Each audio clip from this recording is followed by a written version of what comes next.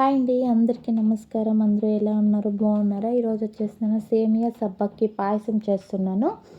ఎలా చేస్తున్నాను ఏమైతే చూస్తాం రండి. ముందుగా అయితే పెనం పెట్టేసి అందులోకి ఒక 3 స్పూన్ గీ అయితే వేసాను.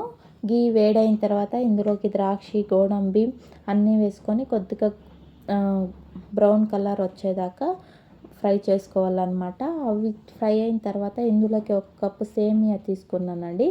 సేమియా కూడా కొద్దిగా ఫ్రై చేసుకోవాలన్నమాట. నేనైతే సబ్బక్కి నానబెట్టి పెట్టానండి. సబ్బక్కి కూడా మనము ఫ్రై చేసుకోవాలి. ఇలా అన్నీ ఫ్రై చేసుకున్నామంటే చాలా బాగుంటుంది. అంటే పాయసం చేస్తే చల్లారిన తర్వాత గట్టిగా అయిపోతుంది కదా. ఈ ప్రాసెస్లో అయితే చేసుకుంటే అస్సలు గట్టిగా కాదండి, చాలా అంటే చాలా బాగుంటుంది. సబ్బక్కి కూడా కొద్దిగా ఫ్రై చేసుకున్న తర్వాత తీసేయాలండి. మళ్ళీ ఇందులోకి 1 కప్పు వాటర్ అయితే నేను వేసాను. వాటర్ వేడైన తర్వాత యాలకుల పొడి ఒక 2 స్పూన్ వేసాను. అలాగే సేమియా ఫ్రై చేసి పెట్టుకున్నాం కూడా, అది కూడా వేసేస్తామండి. సేమియా అర్ధ బాగా ఉడికిన మీటికి ఇందులోకి సబ్బక్కి కూడా వేసేయాలన్నమాట.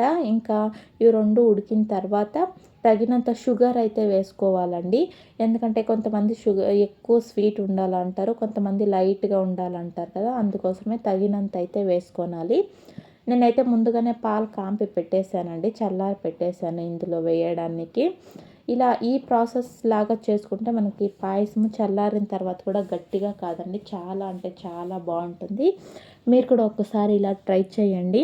అలాగే నా వీడియోస్కి మీకు నచ్చినట్లయితే సబ్స్క్రైబ్ చేసుకోండి. చూస్తున్నారు కానీ సబ్స్క్రైబ్ చేసుకోవడం లేదు. మీకు ఇష్టమైతే మాత్రమే చూడండి. ఇప్పుడైతే సేమియా ఉడికిపోయింది కదా, సబ్బక్కి కూడా వేసేసి, సబ్బక్కి అయితే చాలాసేపు ఉడకాల్సిన పని లేదండి. నానపెట్టిము ఫ్రై చేసాం కదా, ఒక 5 మినిట్స్ అలా ఉడికితే చాలు. ఇప్పుడు అందులోకి లాస్ట్లో కూడా కొద్దిగా గీ వేసుకోనాలండి. చక్కెర తక్కువ ఉందని ఇంకొంచెం అయితే నేనైతే వేసాను. ఇప్పుడు మనం ఫ్రై చేసుకున్న డ్రై ఫ్రూట్స్ కూడా వేసేస్తాము.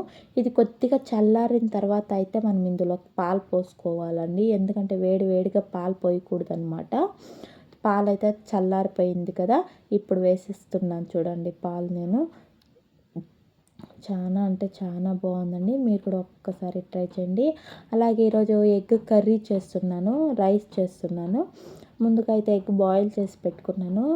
తర్వాత బాయిల్ అయిన తర్వాత ఆయిల్ వేసి అందులో కొద్దిగా ఉప్పు, పసుపు వేసి ఎగ్ ఫ్రై చేసి తీసేసానండి. ఎగ్ ఫ్రైకి వచ్చేసి ఒక 4 ఆనియన్స్ అయితే కట్ చేసి పెట్టుకున్నాను నేను. అలాగే టమోటోలు ఒక 2, గార్లిక్ జింజర్ పేస్ట్ కూడా చేసుకున్నాను. ఎగ్ తీసేసాం కదా, ఇప్పుడు వచ్చేసి ఇందులోకి చెక్క, లవంగ, గరం మసాలా అంతా వేసుకొని అది ఫ్రై అయిన తర్వాత ఆనియన్స్ కూడా వేసుకొని, ఆనియన్స్ కొద్దిగా ఫ్రై అయిన తర్వాత ఇందులోకి టమోటాలు కూడా వేసేయాలండి. టమోటాలు వేసేసిన తర్వాత అల్లము తెల్లగడ్డ పేస్ట్ వేసేసి మసాలా పొడి వేసేయాలన్నమాట. నేనైతే టమోటా ప్యూరీ చేసేస్తున్నాను, అంటే థిక్గా ఉంటుంది, గ్రేవీ బాగుంటుంది రైస్లో తినడానికి అనేసిందన. 2 టమోటాలు, చిల్లీస్ ఒక 2 అన్నీ వేసుకొని గ్రైండ్ చేసుకున్నాను అనమాట. ఇప్పుడు వచ్చేసి నేను ఇందులో మసాలా పొడులు కూడా వేసుకున్నాను రండి. ఉప్పు, తగినంత ఉప్పు, ధనియాల పొడి, కారం పొడి, పసుపు, గరం మసాలా అన్నీ వేసుకొని మూత పెట్టేసుకుందాం రండి. ఇలా సిమ్లోనే ఒక 10 నిమిషాలు అలా ఫ్రై అయితే చాలు. మనం ఏం వంటలు చేసినా కూడాను ఫస్ట్ మసాలాలు బాగా ఫ్రై కావాలండి, అప్పుడే టేస్ట్ వస్తుంది అనమాట. నాన్ వెజ్కి అయితే మాత్రము, ఎగ్ కూడా ఇలానే ఫ్రై చేసుకుంటే చాలా బాగుంటుంది. నేనైతే కొంచెం ఇది లిక్విడ్గా చేస్తున్నాను, ఎందుకంటే రైస్లో తినడానికి అనేసిందన. మీరు కూడా ఒకసారి ఇలా ట్రై చేయండి. చూడండి, మనకైతే మసాలాలు ఫ్రై అయిపోయింది కదా. ఇప్పుడైతే వాటర్ వేసుకుందాం రండి. వేడి వాటర్ వేసుకుంటే ఇంకా బాగుంటుంది. నేనైతే సైడ్లో కాంపి పెట్టాను వాటరు, అదే వేసుకుంటున్నాను. మనం ఎప్పుడు కూరలు చేసినా అందులోకి చన్నీళ్ళు బదులు వేడి నీళ్ళు కొద్దిగా వేడి చేసేస్తే చాలా బాగుంటుందండి.